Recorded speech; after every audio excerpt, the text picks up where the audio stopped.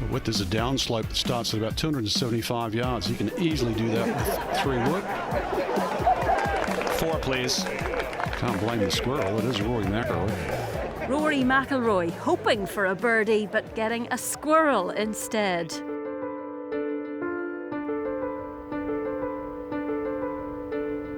Golf's one of the only sports to share its playing fields with the locals. The local wildlife, that is. This isn't just a golf course, this is also a giant nature reserve, and some people get to spend their days with golf and wildlife.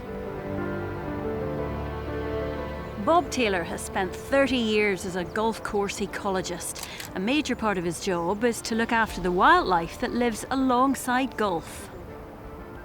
And preparing the flora and fauna for such a large event started way back when this venue was announced.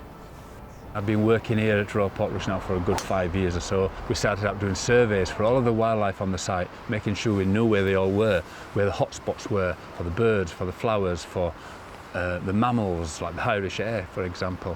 All that's been plotted. Each year I've been coming back, working with the club and working with the RNA, getting them to understand everything that this course is about in terms of its wildlife interests. And come the Open, now it's all about site protection. So we've been cutting out spectator routes in advance of the nesting season, making sure that no birds are nesting where spectators are going. We've been screening grandstands to make sure no birds fly in and nest within grandstands. The shelters too are being protected. It's a massive logistical exercise. And then, of course, it's all over. Is that when your job stops then? Is that you all done? Put your feet up? Absolutely not. After the event, yeah, my work just continues.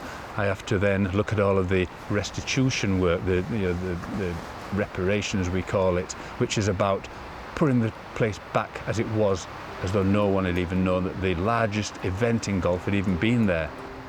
I know you're really keen to show me some of the areas of conservation, so let's go and have a look.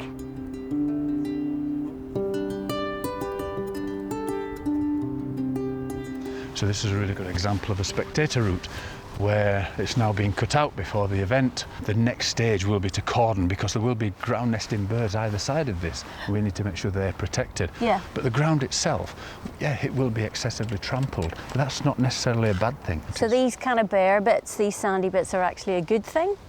For species like mining bees, for solitary bees, for basking, for amphibians, different invertebrates.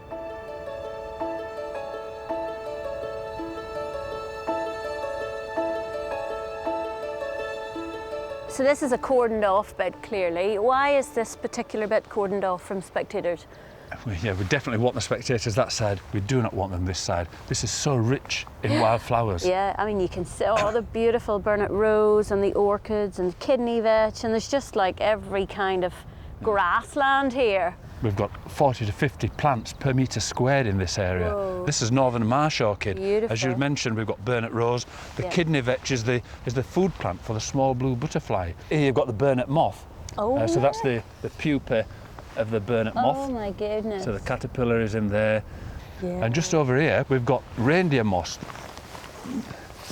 Oh, And this is the reindeer moss, more like you would find in Iceland, where the reindeers are in the snow digging it out to eat it. It's not actually a moss, it is a lichen, but it's a lichen that will only grow within these sensitive areas of sand dune.